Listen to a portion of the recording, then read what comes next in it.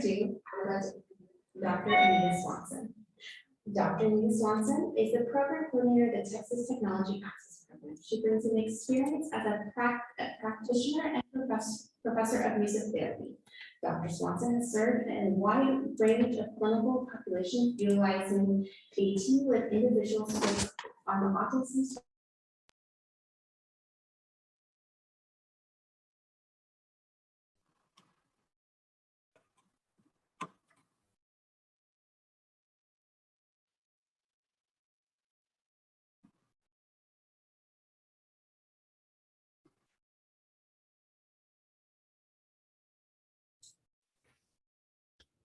All right, I'd like to thank everybody for attending today.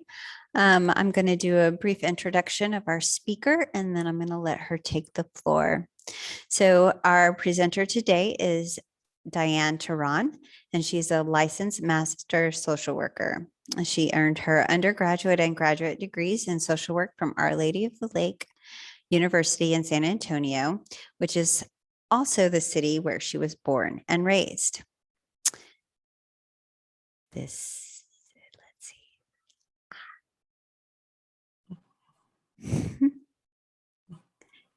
She has worked in the field of aging for over 20 years, beginning as a facility social worker in long-term care.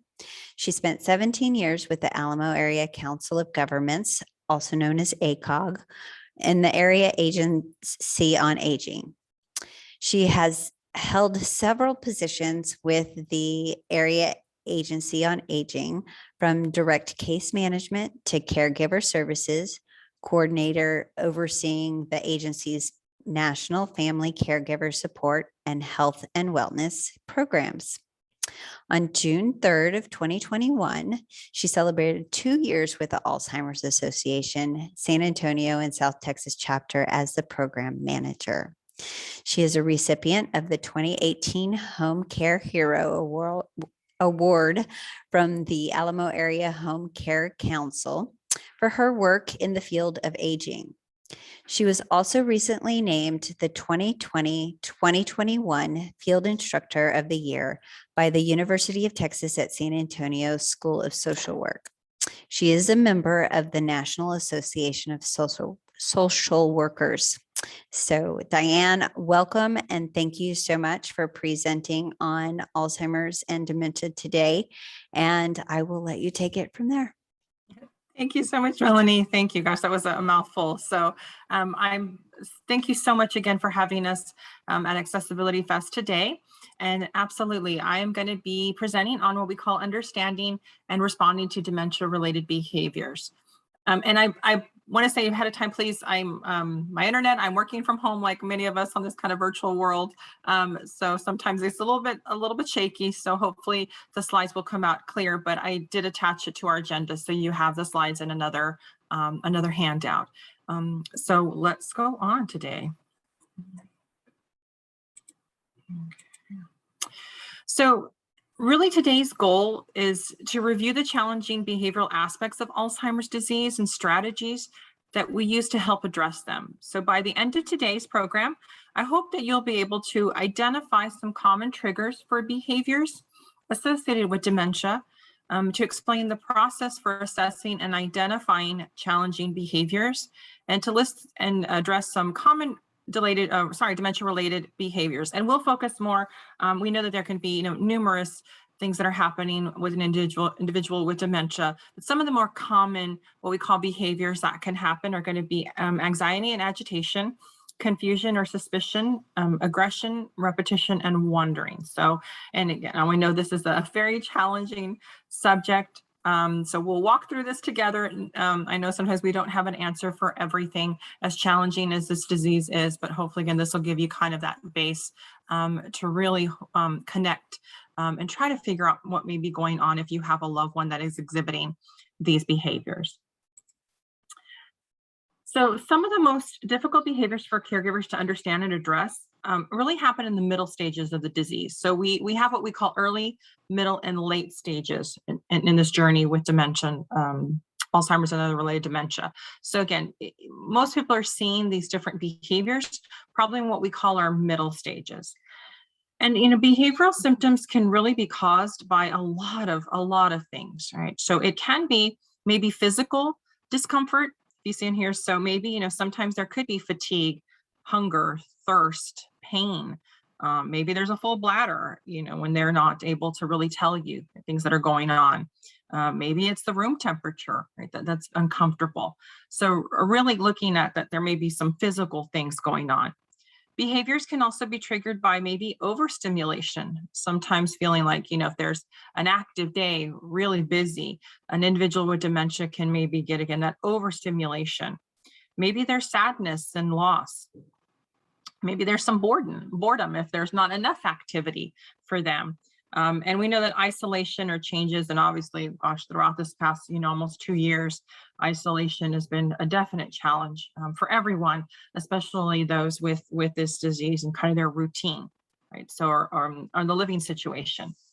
So, and then although the causes may be hard to sort out, it's really helpful to take the steps outlined in these next slides to understand and respond to the needs or expressed through behaviors. So we'll present an outline of steps to take, and then we'll apply those to some of these most challenging behaviors. Again, we'll try to get through some of them that may be commonly happening. All right.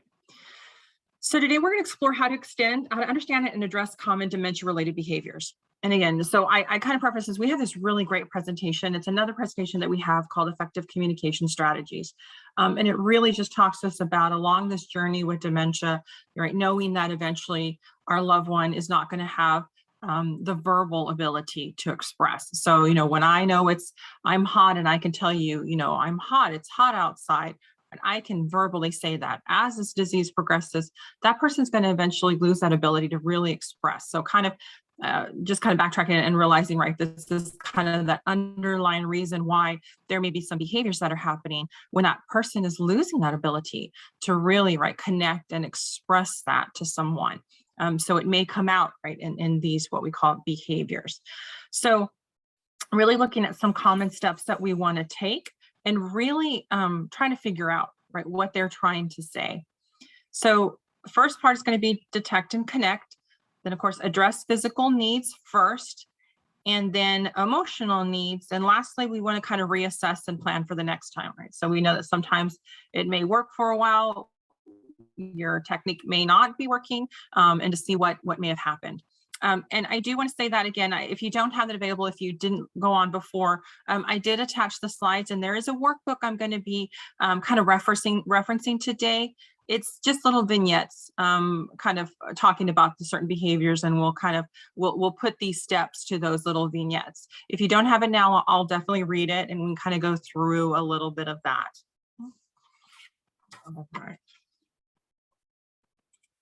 All right.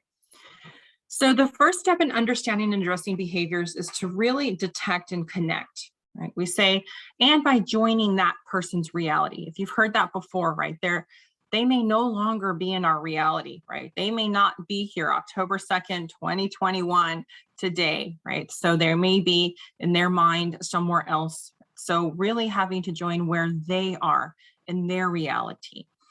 So that means seeing their world through the world through their eyes, hopefully, right? So when we remember that behavior is a form of communication, I had mentioned, right, that, any type of this, we say that the behavior that you'll see, that we think that there's, that there could be something underlying that they're trying to communicate to you that they're just not able to do anymore. So it's kind of manifesting, right? It may be coming out in, what we'll talk about, agitation, wandering, so that there is that, that is their form of communication at that point, right? And then they're the ones with this disease that really, right, we can't expect that, to accommodate our needs, right? Except we're going to try to enter their world and decode what they're expressing, what they're trying to say in that behavior.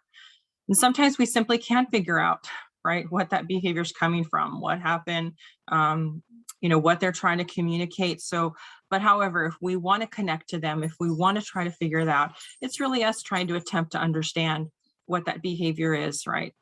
So see how we can help. So to understand the behavior, we really kind of start that detective work, right? Really trying to determine that trigger of the behavior. So some questions that you want to maybe ask is, who was present when it took place? And we'll talk about in the vignettes. You'll see some of that as, maybe there's someone that might be triggering it in their mind, remember, in their reality where they're at. What happened before the behavior began? What were you doing just before the behavior began? What happened immediately after the behavior took place, right? Where did the behavior take place? Was the person seeing something, hearing something, touching something that may have brought, maybe back a memory, something that, remember, in their reality, where they are. And when does the behavior tend to occur? So is there a particular point in time of the day? Seeing that if maybe they had a routine, right, and being thrown out of the routine where they know they're supposed to be doing something, but they're just not sure anymore what that is, but their body may be reacting, right? They know at 4 o'clock every day they used to pick up their children. So maybe, that their body's trying to tell them there's something that they're remembering. So again, when does that behavior tend to occur?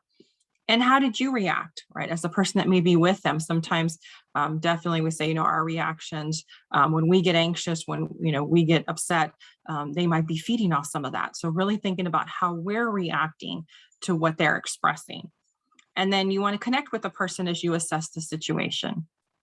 Always approach the person with respect. I know that can be challenging if you are maybe the brunt of some of those aggressive or agitated things that they're doing, but hopefully trying to approach that person with respect and treat them, as you would, right, in the situation. And then hopefully, coming to the person, we say too, in terms of approaching as well, sometimes we realize physical ways in how we approach somebody, approaching them from the front, right? Identifying yourself, moving to their physical level. So if they're down, going down to their level, eye contact, body language, all of those things are very important. And I think too, a key thing is when we talk about dementia and Alzheimer's and these diseases, sometimes we automatically only think, right, that it's a memory, right? Well, it's a memory loss. It's, confusion. Absolutely. Those are part of it. But there are things going on that could be affecting their vision, their hearing. So when we talked about coming from the front, maybe spatially, visually, they're not seeing someone. Think about how if you're sitting or you're standing and someone also, comes to you from the side, how startled you can be, how frightened you can be. So even thinking about awareness of where you are in communicating with them. So we'll definitely take a look at those. So when we talk about kind of these steps, right, we always want to say in looking at the person's needs or what they're expressing, are we looking at maybe that physical, right? Is there a physical issue that needs to be addressed first? So always begin with exploring any needs that may be related to physical pain or medical condition, right? So maybe, again, also helping with consulting, right, with a physician if something should be going wrong. Is there any signs of injury, right? So incidents such as, falls, sometimes if you're not living with that person or you don't see that person fall or something happen, you may be coming to them and you don't realize, and they can't tell you that they had a fall or an injury, right? Or something's hurting. So any physical signs that may be, you may be able to see. And so people with Alzheimer's disease often experience pain from undiagnosed urinary tract infections. Those can be very common and can very, very much affect can cause confusion, right? In addition to what they may have as far as dementia, but if it's a very overnight change in their behavior, it could be a urinary tract infection. Again, arthritis, poorly fitting dentures, indigestion, constipation. So again, right, these physical needs, medical needs that are happening. In addition, behavior may change due to reaction, of course, in a new medication. So, sometimes, again, not always assuming that. Sometimes we hear that, right, that, well, it's just the dementia. It's the dementia. Absolutely, again, right, if the disease is there, but if they have other medical diagnosis, right, it may not just be the dementia that's causing that behavior or things that they're feeling. So really thinking about that as well. And their needs may not be recognized due to the person's inability, right, to communicate that, right, not tell you what those symptoms are. Again, I can tell you, I have a toothache, I have a headache, but someone that's not being able to verbally express that to you, right?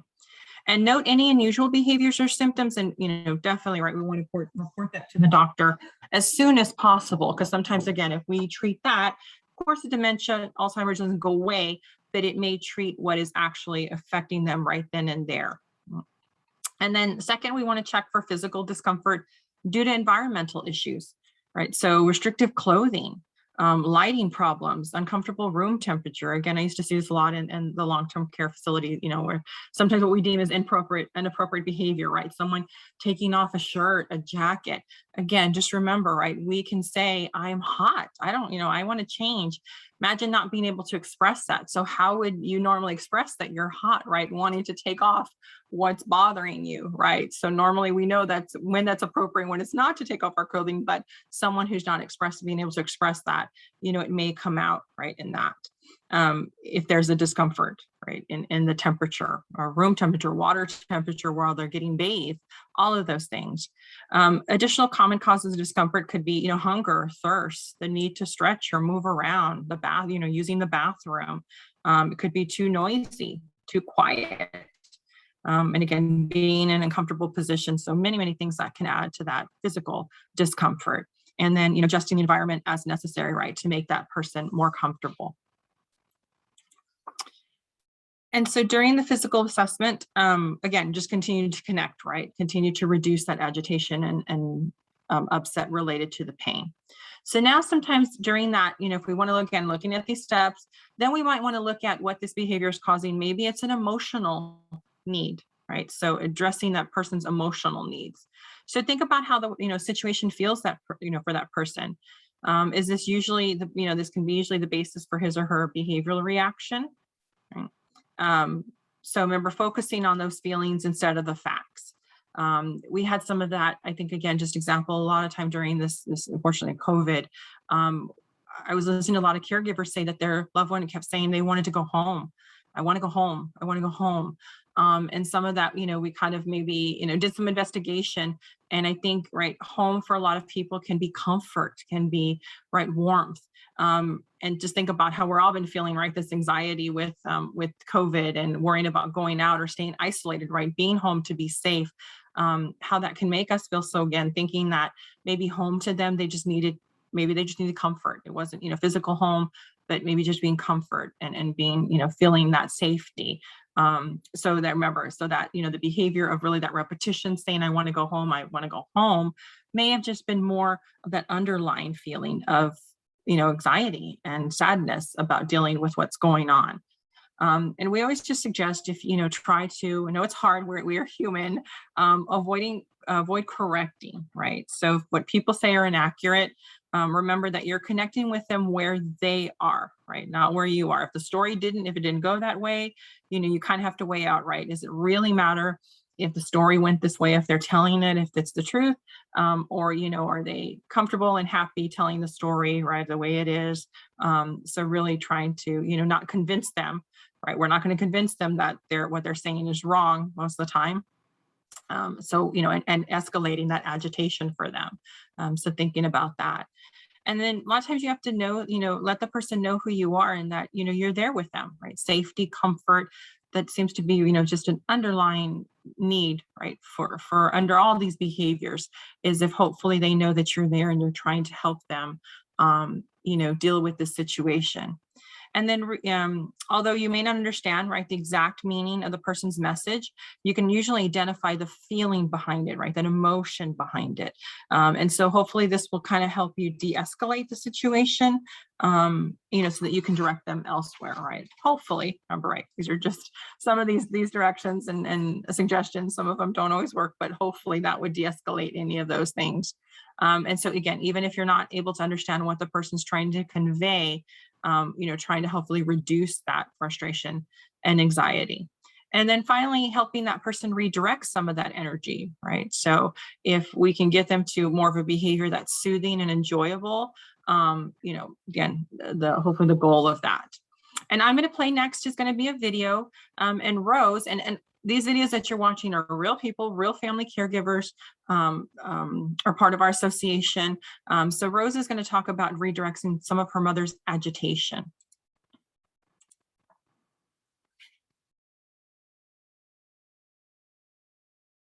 She was part of the family. You know, she'd fold towels, and she'd fold towels all day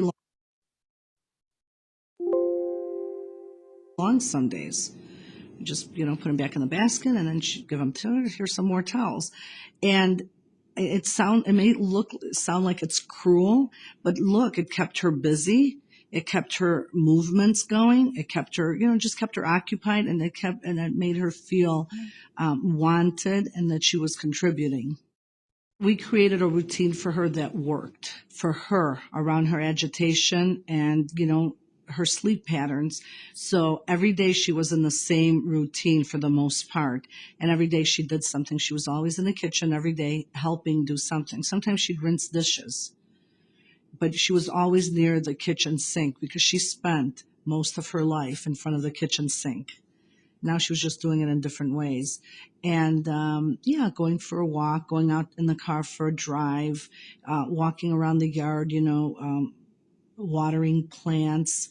Those are all things that she did. And so again, we right, just had Rose her just continue really, like she doing said, them. to really channel her mom's, it could have been, you know, more agitation or anxiety, maybe doing those things. But in order to help channel that energy that her mom had, is trying to find a task, right, that she liked, something that was repetitious for her, that was a routine for her.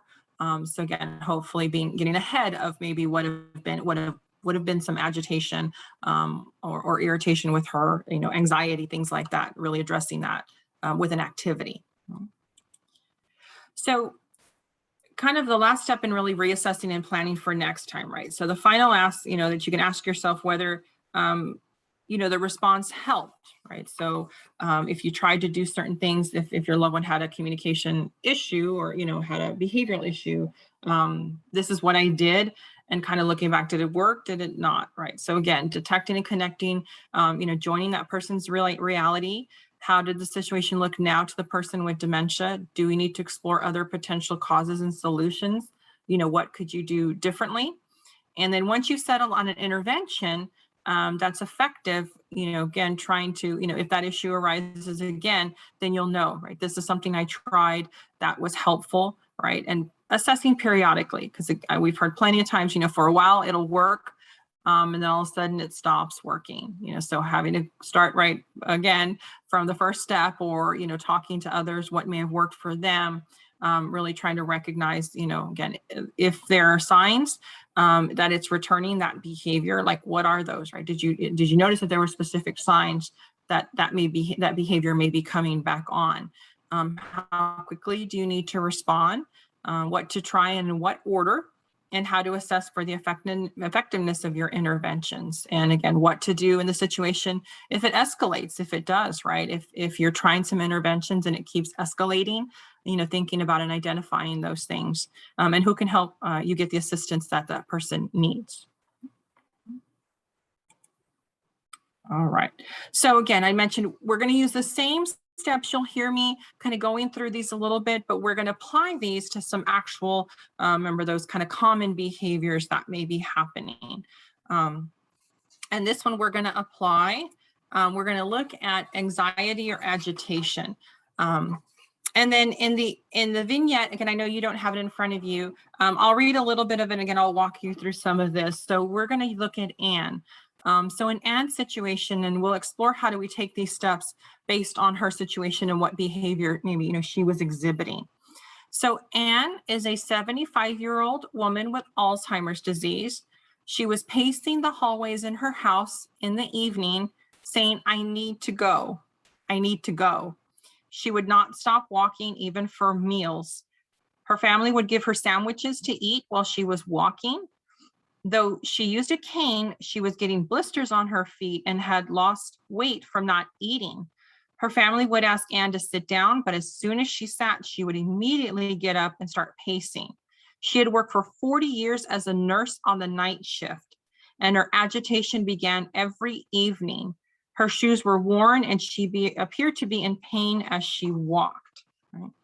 So really looking at these these steps, right, that detect and connect, right? So are there any physical things, right? So first we're looking at, right, the physical issues, assessing for any pain, infection, medication interaction, or other medical issues. So I think we can maybe say, in this situation with Anne, right, there's some physical things that are going on with her, maybe some things that we have to talk to the doctor about, that, she's losing weight, right? Mentioned she's losing weight, that she's making blisters on her feet, right? So that it can be something, right, that has to be addressed because it's a medical issue, right? It's a physical problem that's happening with her, right? So looking at, that that first part of the physical, right?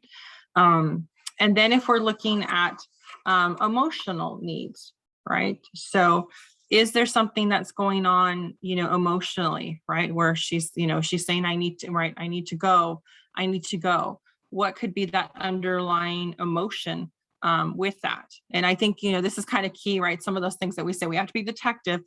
She worked for 40 years as a nurse, right? So, and this is happening. Remember, we're asking our questions. When is this happening? Is it the same type of day or night? And it sounds like this is happening at the same time in the evening. What could be, what could that kind of bring to mind? Is she's a nurse for 40 years on a night shift and her agitation's beginning then? Maybe she's saying, I need to go to work, right? Her body, although, in her reality, she's back when she was working as a nurse. And at that time, her body's trying to tell her something that, I need to go to work, right? So really looking at some of those things when that agitation begins, right? So addressing that need, that emotional ability to connect with who she is, who she was. And so what, those interventions that may be looking at reassessing and planning, right? So what are some of those things that we could be doing to hopefully help, so again, right, first, addressing some of those physical things that are happening, maybe finding out from the doctor, taking a look at why she continues to lose weight, making sure that because, she's got blisters on her feet now with all her walking, but then maybe we want to redirect some of that, right? So maybe when we know it's going to happen at the time she had her night shift, let's try to do something at that time, right? Maybe give her, sometimes we've heard about, giving somebody a clipboard, right? Things that she might identify as a nurse, where she's got to do some work, right? Doing some of those things that she may remember that she was working, right? So just kind of looking at that.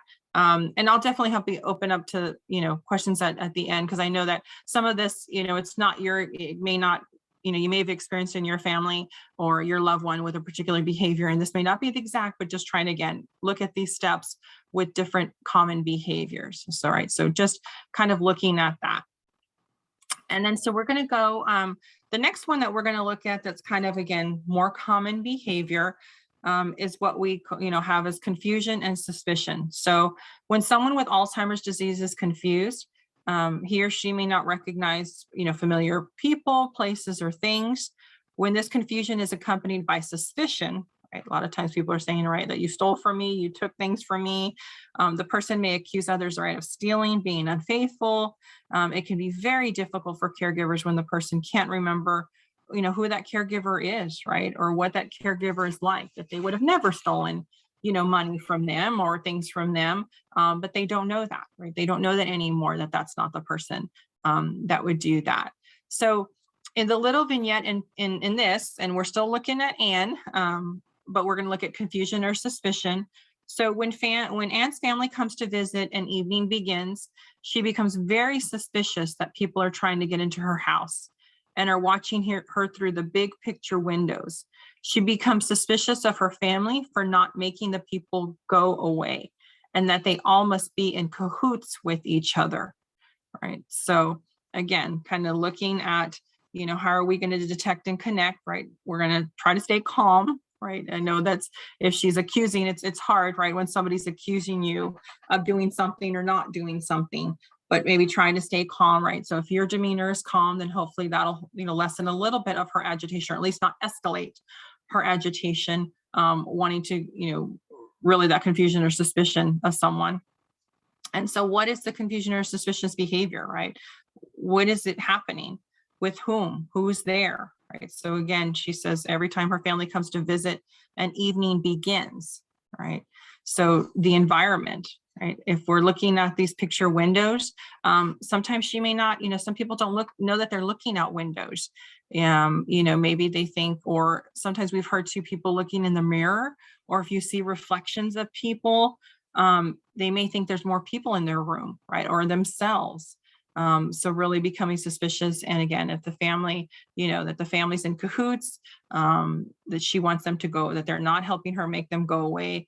And so that they must be in cahoots with these others. So, right, checking, are there any physical things going on, right? Is there a UTI?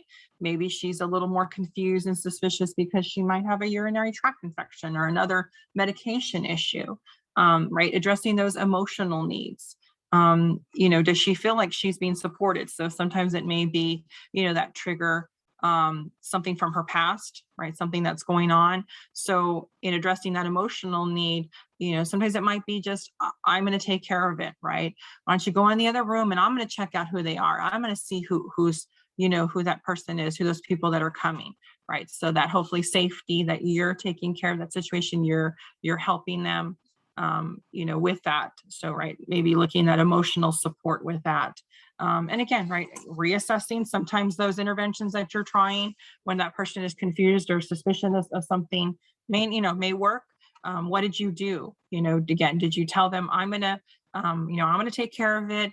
I'm going to go find out who that is so that you're making them feel a bit better. It might work. Let's assess that situation and see if those things, excuse me, are working. Right. And then sometimes it might be modifying the environment, right? If it's nighttime, maybe there's, maybe we don't open the blinds at night, maybe seeing too many people is overstimulating is causing that. So maybe, at certain time, we're going to close the blinds. We're going to look at the lighting. Maybe that's causing, again, some of those visual things that are happening. So again, you might have to modify that. Taking mirrors down. I had mentioned, again, sometimes people see themselves and they don't recognize or see another person in the mirror. So they think there's more people. Even watching television, right, late at night, sometimes, right, it can be so a movie or the news and them, kind of really thinking that that's reality, or watching a movie, that it's real. So sometimes maybe just having to, shut down for the night, not having them watch certain programs that may bring up this, right? So really looking at maybe modifying the environment to help with that, right? And offer corrections, right? Gentle suggestions or answers. If they want you to help them, trying to ask those questions, making them, again, feel comfortable. So really looking at that situation. And then the next one we're going to look at, kind of, again, very, very all challenging. So this is aggression. So sometimes a person with Alzheimer's can experience aggressive behavior. So which may be, right, verbal, physical, or both. So there may be a trigger for the behavior that you can identify, but there are times when it just may seem like it's appearing for no good reason. And so this one, we're going to look at Anne and Bill as they deal with incidents of Anne's aggressive behavior. And then we'll explore how, again, taking the same 4 steps that we've outlined in the beginning and seeing how we can apply them. So this vignette's a little bit longer. I'm going to read a little bit. So Anne's husband, Bill, is standing at the back of the room, leaning against the wall with his arms crossed, watching television. So she walks in and she tells him sharply, "You aren't the boss here." But he ignores her comment and continues to watch television. She comes closer and she raises her voice and says, "You can't tell me what to do." When Bill doesn't respond, Anne comes up to Bill and hits him on the arm with her balled fist. So prior to her dementia symptoms, Anne was quite calm by nature and would never have exhibited this behavior. So lately her outbursts are becoming more frequent. She continues to come to Bill, who retreats from her and locks himself in the bathroom to avoid further conflict. He does not have a cell phone with him. Since both had been avid hunters when they were younger, there are guns in the house, but he's removed the ammunition. So gosh, right, kind of identifying there could be some dangerous and very real. Some of these things are really right in people's homes, right? So people may have firearms, things that are happening. So again, so detect and connect, right? What's the immediate trigger for the aggression? Did something frighten or alarm her? And again, it may not be logical, right? Or realizing that too, right? This is what is logical to us, what maybe seem very simple to us, right? It's not logical to someone maybe that has dementia, that may be perceiving something. So again, asking yourself when and where, those when and where questions. What was happening? Who was there? sometimes you have to gently say that person's name, right? You understand and that you're there to help. So, again, in assessing kind of Bill's situation, maybe it was something, from her work, right? If she's saying you're not the boss here, was it professional? Was it a past relationship? Maybe the fact of the way his arms were crossed, that, that he was standing there against the wall, it triggered something for her. So, right, what can we do to kind of see those physical needs first, right? Physical always, medical, harmful, right? The first thing too is, right, really noticing the idea that there's firearms in the house, right? That can be very, very immediate and dangerous if she's agitated and upset. So thinking about those things, but what were those emotional reactions behind that? What was, again, trying to find some history of what she went through. So maybe those were some triggers for that aggression. And sometimes, again, we tell caregivers and loved ones, no, you probably did not do anything, but sometimes just apologizing to that person can calm that person down. Again, you may not be the person, and you obviously did not mean to cause that trigger. We're maybe not knowingly causing something for them, but again, sometimes just saying, I'm sorry, right? I did that. You may be apologizing for something that you didn't do, but this apology is a reflection of the person's reality, not yours. Remember, their reality. You may be apologizing for something you didn't do, but it would maybe hopefully de-escalate the situation. And then, right, looking at all of these areas of removing some of those physical distractions, environment, those stressors, right, that are happening. So again, looking at that with that aggressive behavior. Okay. And we did say, I did want to mention again, looking at, we've had this, in other situations as well, with guns, right? Even though there's no ammunition, it could be a threat, right? Even if she's carrying a gun, right? If people don't realize, if the police are called and not realizing it's not, there's no ammunition in the gun, somebody can get hurt, right? Anne could get hurt, Bill could get hurt. So really looking at that, or security alarm, right? Sometimes those things too, to really talk about that. Then I'm going to show another clip, and it's going to be Rose again, and she's going to be talking about her mom's aggressive behavior.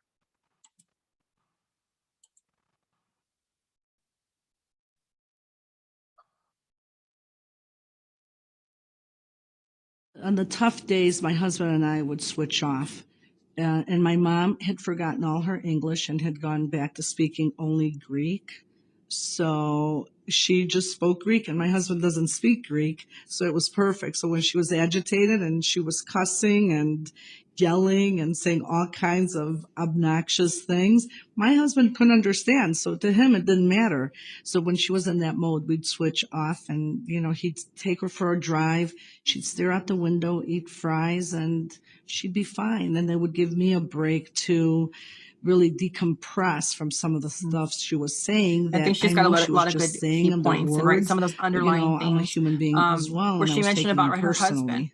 bringing in somebody else. If you are the person caregiving for someone 24/7, right? What may be a behavior or something that person says, if you were tired and stressed, right? It may be agitating for you too, right? What would have been a funny comment or a funny situation, if you're not taking care of yourself as a caregiver, your reaction, remember some of that beginning was also assessing what your reaction is to the situation. And so, thinking about your own stressors, and taking care of yourself so that, Rose mentioned in the video, her husband gives her a break when needed, right? And sometimes, when you have more emotional distance from the person or situation, it can take over, right, during times when the primary caregiver feels overwhelmed. So, right, again, those, when you're looking at assessing the emotional part of it, it may not just only be that the person with dementia is emotional, it's yourself as the caregiver. So really being able to identify that and again, give it a break for what would be a response that would normally help the situation. If you're overwhelmed and stressed, then obviously, right, you're not going to be responding, or maybe not being able to calm the situation down because of your own right need to get away a little bit, right? Get away. So Rose had some good points of using someone else too to help. And remember that even though the person is acting this way because of the disease, right? That it's the feelings that need to be attended to, right? It's not that person, it's the disease, and really looking at the emotions behind what that behavior is, right? What could be agitation and aggression may not truly be that underlying emotion. So if you can tap into them just needing comfort or they're fearful, how can you address that emotion that would then hopefully, right, de-escalate and change that behavior that they're having. And then again, we just always point out to usually, behaviors associated with dementia may be upsetting, but are harmless.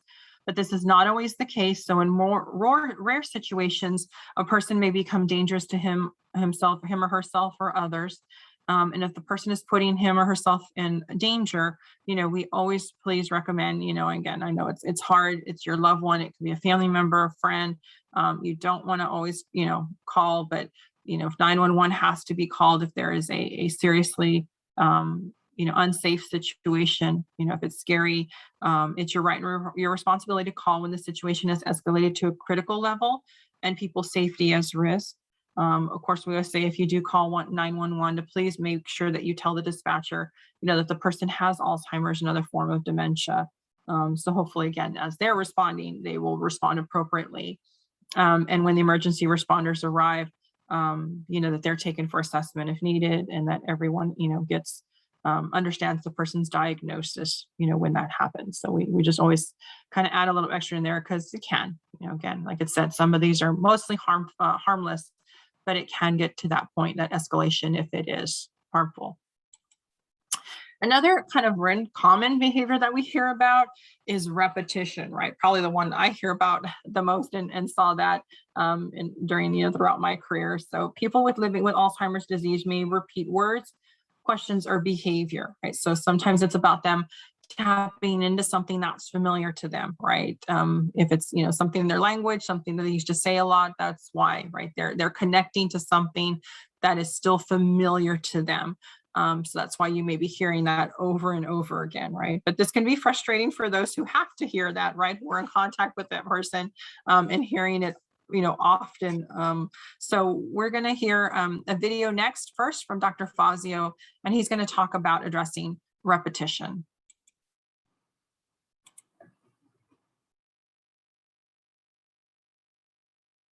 Repetition is really one of the most common and also frustrating behaviors for caregivers. It's important to really just take a minute, take a breath, and really think about how you could help that person with the answer that they're looking for. It really makes no sense to sort of bump heads with them and try to correct them or try to tell them to stop asking it because they really can't remember that they just asked you that a minute ago. So thinking about how you could provide an answer that's reassuring, even though you might be doing it over and over and Definitely, like the over points again. that he says in there, right? Again, not easy when you've heard that same story 10 times, but really, trying not to correct that person or tell that person, I've already heard that story, right? You told me that story yesterday. Because I think sometimes it can be embarrassment for that person, right? They're not purposely not remembering that they told you that story already. So if you're, telling them, you already told me that story, right? Think about how, again, embarrassing that could feel, or upsetting that could be to someone. If you tell the member you're not logically, you won't win that battle, right? If you're telling someone, you told me yesterday, and then you start the whole argument, I did tell you, or I know I told you, right? So, do we want to escalate it, or do we want to just keep it calm, either let them tell that story, or maybe there's parts of the story that you can kind of, move on to, if it's a story about their, their childhood, or a story that maybe you can ask them, well, what, again, with the idea of when I mentioned about someone saying, I want to go home, right? So you've told me that, we're not going to be able to go home. What home are you talking about? Can you tell me about your home? Because, right, it could be a home they lived in when they were 10 years old. It could be a home they lived in when they were in their 20s, right? So our home may not be a physical thing. It may just be a sense of security. So, but maybe ask that question, instead of them continuing to say, I want to go home, tell me about, what your home. And then you might learn a little bit more information, right? To get them off of that, to redirect them off of that repetitious statement that they're making. Okay. And so looking a little bit, we're going to go kind of a little bit to those vignettes again, just looking at, okay, so right, with repetition. So we're back to Anne. So Anne has recently been concerned about an upcoming visit from her daughter. Though her daughter Katie is not scheduled to visit for another 2 weeks, Anne has begun to repeatedly ask her husband, Bill, when she will arrive. Anne asks several times throughout the day, every day, right, which has begun to wear on Bill. He finds himself answering impatiently or even ignoring her questions. At the same time, Anne is going to the bathroom much more frequently than she ever has before, every 10 to 20 minutes. So again, thinking about, right, these 4 steps, we want to, hopefully staying calm and being patient when she's repeatedly saying those words. So, right, what the trigger is, obviously it sounds like the trigger is her daughter coming to visit, and that's probably a nice thing and a fun thing. But she, right, and then what are those kind of physical things that she's doing, right? If she's going to the bathroom often, again, maybe she just wants to look good and be ready for her daughter. Maybe there's a UTI or something going on, right? If she's having frequent urinations, if she's going often. So maybe that's just became a part of that. But again, right, it sounds like in this situation, it's more of those emotional things for her repetition. So with Bill, she's continuing to want to know, maybe he has a big calendar, with a big, X on when their daughter's going to come. And so if she asks the question, then he can redirect her, you know what, Anne? Take a look at the calendar. Look at the, again, she may ask it the next day, but she may not be, again, verbalizing the same thing over again that he's getting a little, irritated with, but maybe making those. Or sometimes I've heard from caregivers in our support groups that they try not to tell their loved one too far ahead of time, right? Because they know already, gosh, if I tell, my wife, she has a doctor's appointment next week, she's going to ask me every day when that appointment is. So he kind of gets her ready like the day before. He tells her, tomorrow we're going to the doctor. So at least, if she still, wants to have that, has that repetition or wants to know, or, but at least it's not right for him. It's not going to be every day that she's asking the same question, so he doesn't always tell her in too far advance notice, because again, he already knows that she's going to ask that question. So like really thinking about how we're addressing those emotional needs. Or again, with, Anne's daughter coming, really focusing maybe more on, she's probably excited. She's probably happy to see her daughter. So let's focus on some of those emotional things of why she keeps asking, and then, assessing that. And I like to throw in, we don't talk about it here, but there is another behavior that sometimes when family caregivers mention to us that they have problems getting their loved ones to bathe, right? Or get clean, might be several days and they don't like to get in the shower. Sometimes we say, if there's a visit or there's a special place that they like to go, that might be a good excuse to say, and Katie's coming, let's look good for her. Let's really, get all dressed out. So if she was someone that may be having problems, getting her to bathe, that might be a good reason, for her, a good excuse, right? So thinking about those scenarios of looking at that. So again, just in those situations. The next one is going to be, gosh, that's another, right, very common, is wandering. At some point in the course of the disease, approximately 60% of people with Alzheimer's disease or other forms of dementia will wander. And this behavior may take place without warning. So, right, a lot of families are not prepared when their loved one kind of goes out. So the next one is going to be a video. This is Beverly. She is a family caregiver and runs a support group. And she's going to talk about her husband who has wandered.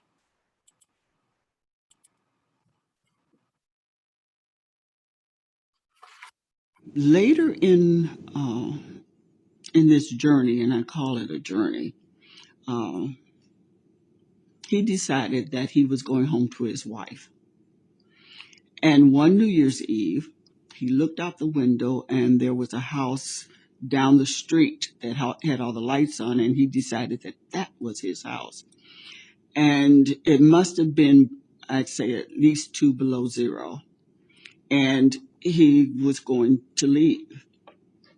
I had a double lock on the door, but I had left the key in, and he decided he was leaving. And I said, well, Amos, I'm your wife. No, you're not. My wife is waiting for me. And he would laugh when I said that I was his wife. So he got up and I said, Amos, I'm going to call the police if you walk out the door. And Amos, in his usual manner, said, you do what you have to do. And he walked out the door. Well, he walked out in his house shoes 2 blocks down the street, and I got in the car and drove around. It just so happened that it was a neighbor's mother, and she knew what was happening, and she talked to him, and we got him back in the car and Gosh, drove right. him So home. again, a lot of those, trying to handle somebody who wanders.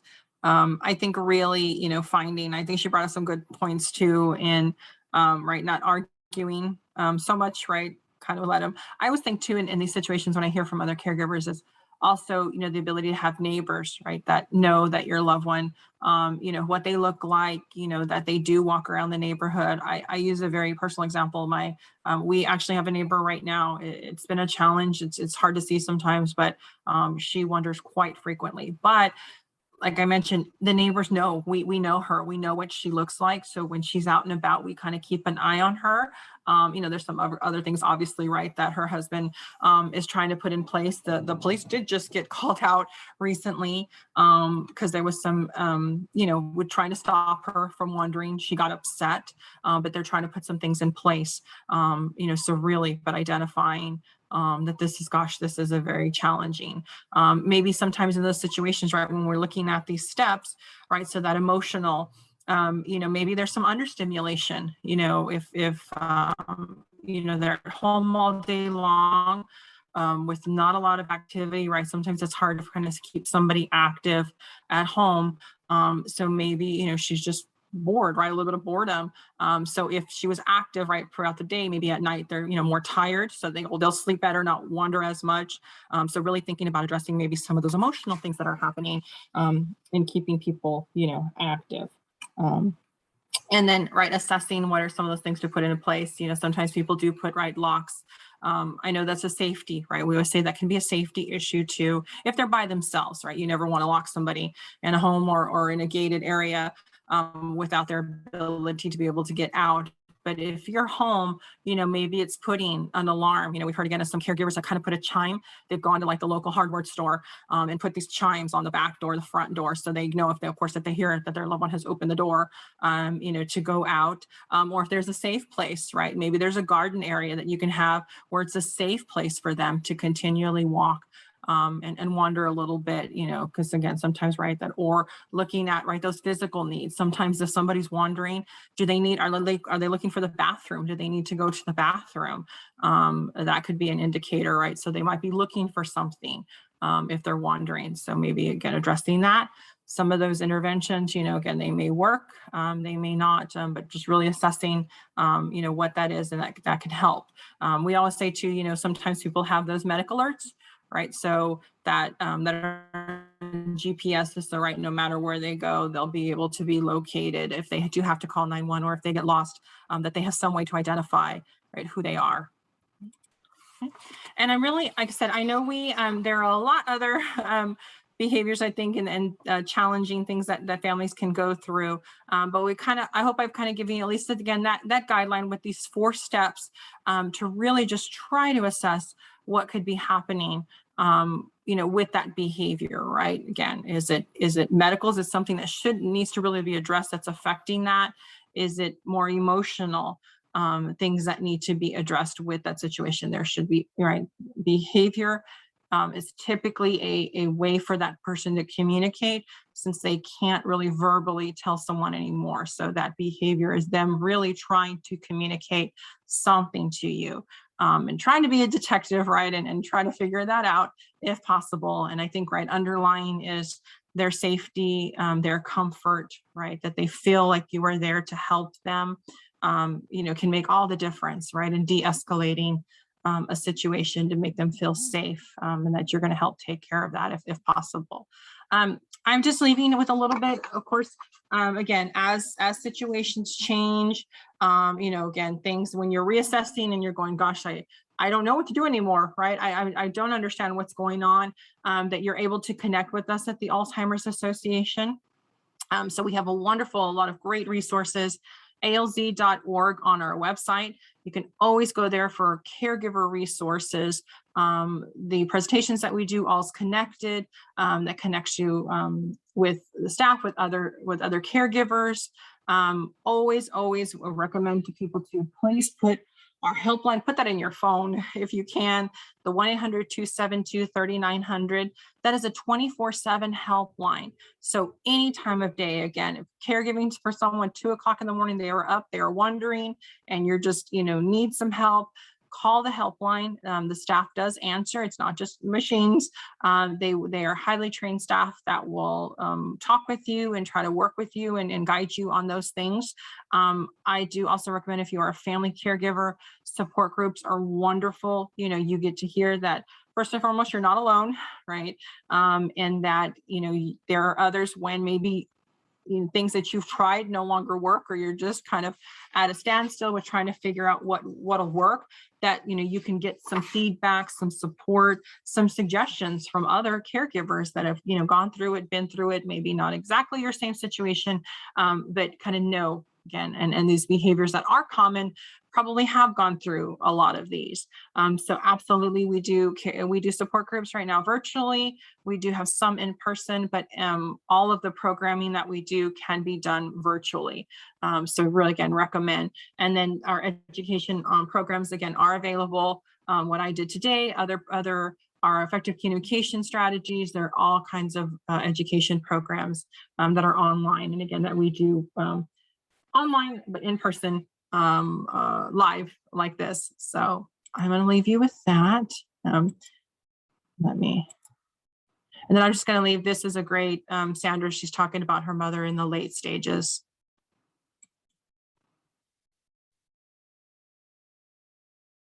Everyone's situation, I'm sure, is different. My mom was a shaker and a mover. She would do whatever needed to be done. She loved to cook. She can't cook anymore. She loved to keep her house clean. She can't do that anymore. And it's tough. I don't have all the answers. When she's sitting there and my dad's cooking, I don't always know what to do. I have to learn to be comfortable with that. And if I may say, that's a big part of this, learning to be really comfortable with your own limitations, learning to be comfortable with the fact that you don't know the answer, learning to be comfortable with you're in a situation and you think you need to give her something, but you don't know what it is. You're taking her around the flowers and she's not responding. You're taking her for a walk and she's really not there with you. Mm-hmm.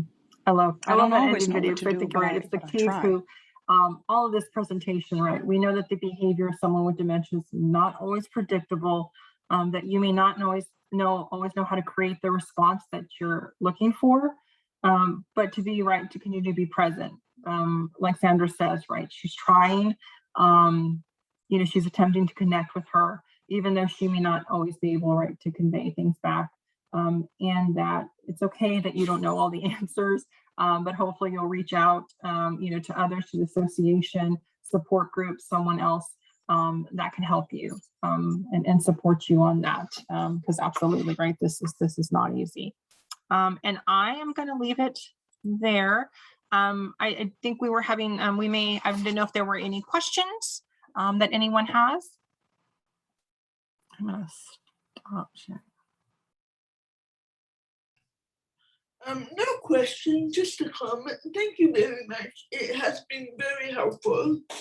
I'm glad. Thank you so much, Rebecca. Absolutely. And again, this is one thing that, if you're not going through it now, unfortunately, this disease, maybe a friend, a neighbor that you can share this information with that's struggling or, hasn't, again, been very, doesn't know that they can talk to others about it. So thank you for that.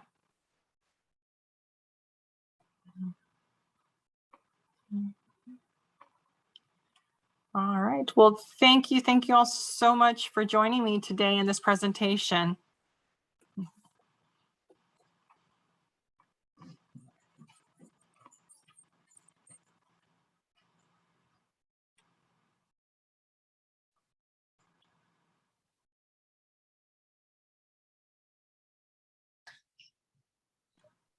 Anna, should we just leave and come back for another one? I think you can. Yeah, sorry. I don't know. Okay, thank you. Thank you.